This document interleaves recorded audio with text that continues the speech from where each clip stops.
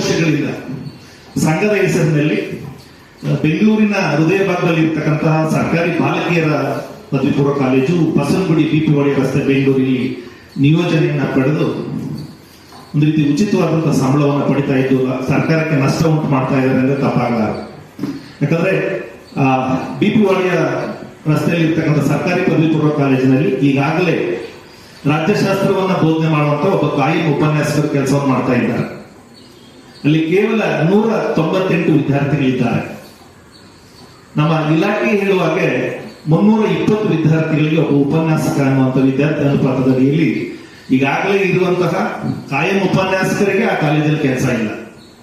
ಅಂಥದ್ರಲ್ಲಿ ಸರ್ಕಾರ ಮತ್ತು ಇಲಾಖೆಗೆ ಅಲ್ಲಿ ಕಾರ್ಯಭಾರ ಇದೆ ಅಂತೇಳಿ ತಪ್ಪು ಮಾಹಿತಿಯನ್ನ ನೀಡಿ ಪೂರ್ಣಕಾಲಿಕ ನಿಯೋಜನೆಯನ್ನ ಪಡೆದು 4 ವರ್ಷಗಳಿಂದ ಬೆಂಗಳೂರಿನಲ್ಲಿ ಸರ್ಕಾರದಿಂದ ಉಚಿತವಾದಂತಹ ಸಂಬಳವನ್ನು ಪಡೆದಲ್ಲದೆ ತಮ್ಮ ಸ್ವಾರ್ಥಕ್ಕಾಗಿ ಸಂಘಟನೆಯನ್ನ ಮತ್ತು ಎಷ್ಟೋ ವಿಚಾರಗಳಲ್ಲಿ ಸರ್ಕಾರದ ವಿರುದ್ಧವೇ ಉಪನ್ಯಾಸಕರನ್ನ ದಿಕ್ಕು ತಪ್ಪಿಸುವಂತಹ ಪ್ರಯತ್ನವನ್ನು ಮಾಡಿ ಅದಕ್ಕೆ ಒಂದು ಉತ್ತಮ ಉದಾಹರಣೆ ಇತ್ತೀಚೆಗೆ ಮೌಲ್ಯಮಾಪನ ಬಹಿಷ್ಕಾರಕ್ಕೆ ಕರೆ ಕೊಟ್ಟಂತ ನಾನು ಹೇಳಿದಾಗಲೇ 3 ವರ್ಷಗಳ ಹಿಂದೆನೇ ಮಾನ್ಯ ಸಚಿವರು ಸ್ಪಷ್ಟಪಡಿಸಿದ್ದಾರೆ.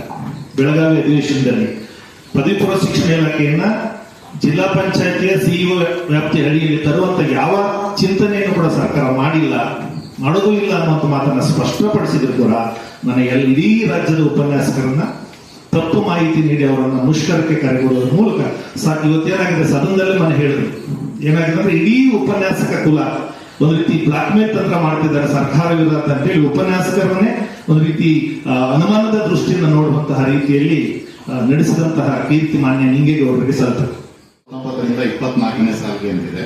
ಆದ್ರೆ ಮಾನ್ಯ ನಿಂಗೇಗೌಡರು ಹೊಸ ನೋಟಿಫಿಕೇಶನ್ ಮಾಡಿ ಮತ್ತೆ BR ಅವರೇ ಕೊಟ್ಟಿರುವಂತಹ ಪ್ರಮಾಣ ಪತ್ರದಲ್ಲಿ ಹೊಸ ನಕಲಿ ಪ್ರಮಾಣ ಪತ್ರವನ್ನು ಸೃಷ್ಟಿಸಿ ಇದರಲ್ಲಿ ಅವಧಿ 2020ರಿಂದ 25ರವರೆಗೆ ಅಂತ ಹೇಳಿ ಪ್ರಮಾಣ ಪತ್ರವನ್ನು ಸೃಷ್ಟಿ ಮಾಡಿದ್ದಾರೆ.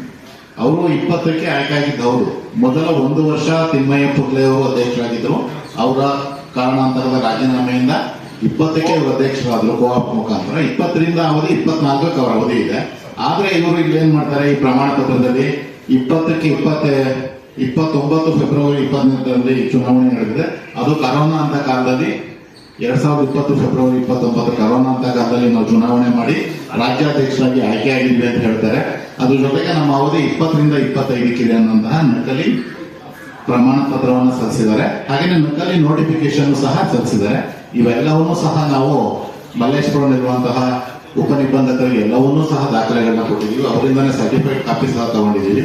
ಆದರೂ ಸಹ ತಮ್ಮ ಪ್ರಭಾವವನ್ನು ಬಳಸಿ ಅವರು ನವೆಂಬರ್ 2024ರಲ್ಲಿ ರಾಯಚೂರಿನಲ್ಲಿ ಏನೋ ಜನರಲ್ ಬಾಡಿಯನ್ನ ಮಾಡಿ ಬೈಲಾ ತಿದ್ದುಪಡಿಯಂತಹ ನಿಯಮವನ್ನು ಮಾಡಿ ಮುಂಚೆ ಬೈಲಾ ತಿದ್ದುಪಡಿ ಹೇಗಿತ್ತು, ಬೈಲಾ ಹೇಗಿತ್ತು ಅಂದ್ರೆ ತಾಲೂಕು ಸಂಘದ ಚುನಾವಣೆ, ಆನಂತರ ರಾಜ್ಯ ಸಂಘದ ಜಿಲ್ಲಾ ಸಂಘದ ಚುನಾವಣೆ, ಜಿಲ್ಲಾ ಸಂಘದವರಿಂದ ರಾಜ್ಯದ ಪದಾಧಿಕಾರಿಗಳ ಆಯ್ಕೆ ಇತ್ತು.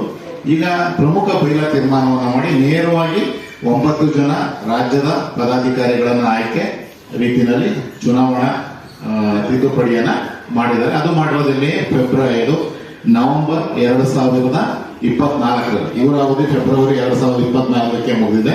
ಇದೇ ವಿಷಯವಾಗಿ ನಮ್ಮ ಈಗಿನ ಹಂಗಾಮಿ ಗೌರವಾಧ್ಯಕ್ಷರಾದಂತಹ ತಿಮ್ಮಯ್ಯ ಪುರ್ಲೆ ಅವರು ಸಹ ಮೊನ್ನೆ ಕಲಬುರಗಿನಲ್ಲಿ ಒಂದು ಸಭೆಯಲ್ಲಿ ಹೇಳಿದ್ದಾರೆ. ಹೌದು, ನಾವು 6 ತಿಂಗಳ ಆದ ನಂತರ ನಾವು ಬೈಲಾ ತಿದ್ದುಪಡಿಯನ್ನ ಮಾಡುವಂತ ಅವರೇ ಸಹ ಹೇಳಿಕೆ ನೀಡಿದ್ದಾರೆ. ಆದ್ರೆ ಅವರು ಡಾಕ್ಯುಮೆಂಟೇಶನ್ ಅಲ್ಲಿ ಕೊಟ್ಟಿರುವಂತಹ ಎಲ್ಲ ದಾಖಲೆಗಳು ಏನ್ ಹೇಳುತ್ತೆ ಅಂತಂದ್ರೆ 25ರವರೆಗೂ ನಮ್ಮ ಅವಧಿ ಇದೆ ಅಂತ ಬಗ್ಗೆ ಆಗಲಿ, ಸತ್ಯಸಂಧತೆ ಬಗ್ಗೆ ಆಗಲಿ, ನೈತಿಕತೆ ಬಗ್ಗೆ ಆಗಲಿ ಒಂದಷ್ಟು ಮೌಲ್ಯಗಳನ್ನ ವಿದ್ಯಾರ್ಥಿಗಳಿಗೆ ಹೇಳ್ಕೊಡ್ತಾರೆ. ಉಪನ್ಯಾಸಕರಿಗೆ ಒಂದಷ್ಟು ಮೂಲಭೂತವಾಗಿ ಮೌಲ್ಯಗಳಿರಬೇಕು. ಅದರಲ್ಲೂ ಉಪನ್ಯಾಸಕ ಸಂಘದ ಅಧ್ಯಕ್ಷ ಆದಂತವ್ರಿಗೆ ಇನ್ನೂ ಹೆಚ್ಚಿನ ಮೌಲ್ಯಗಳು ಇರಬೇಕು, ಮೈಗೂಡಿಸ್ಕೊಂಡಿರ್ಬೇಕು ಅಂತೇಳಿ ನಾನು ಅದನ್ನು ನಂಬ್ತೇನೆ.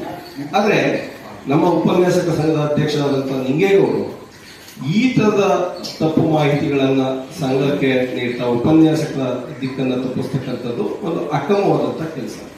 ಇದರ ಜೊತೆಗೆ ನಿಯೋಜನೆ ಮೇಲೆ ಬಂದು ಇಲ್ಲಿ ಕೆಲಸವನ್ನ ಮಾಡ್ತಾ ಇರ್ತಕ್ಕಂಥದ್ದು ಕೂಡ ಒಂದು ತರದ ಅಕ್ರಮವೇ ಅಂತೇಳಿ ನಾನು ತಿಮ್ಮಯ್ಯ ಪುರ್ಲೆ ಅವರ ಅಧ್ಯಕ್ಷತೆಯಲ್ಲಿ ಸಂಘ ರಚನೆ ಆಯಿತು.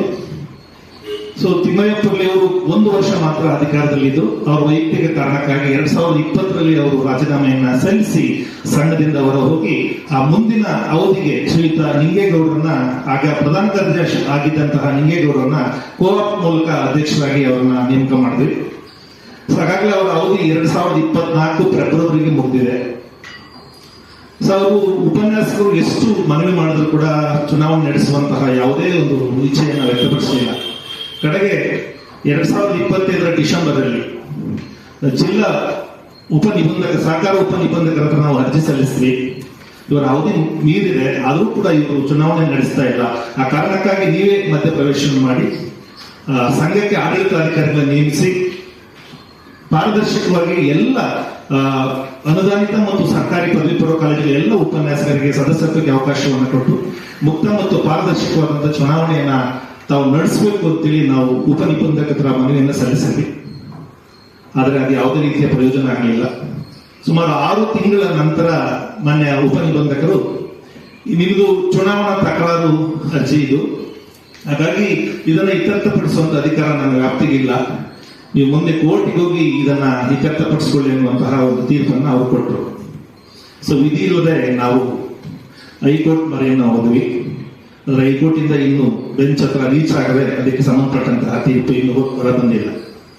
ಅದಾಗಿ ಕೂಡ ಕೋರ್ಟ್ನಲ್ಲಿ ವಿಚಾರ ಇದ್ದಾಗಿ ಕೂಡ ಮಾನ್ಯ ಉಪನಿಬಂಧಕರು ಇತ್ತೀಚೆಗೆ ಬೈಲಾ ಅಮೆಂಡ್ಮೆಂಟ್ ಅನ್ನ ಪಾಸ್ ಮಾಡಿ ಅದನ್ನ ಮುಂದಕ್ಕೆ ಇಟ್ಟಿದ್ದಾರೆ. ಸೊ ಇದು ನಿಜವಾಗ್ಲೂ ಉಪನ್ಯಾಸಕರ ಪಾಲಿಗೆ ದೊಡ್ಡ ನಷ್ಟ ಅಂತೇಳಿ ನಾನು ಅದು ಹೇಳಿಕೆ ಭಾವಿಸ್ತೇನೆ.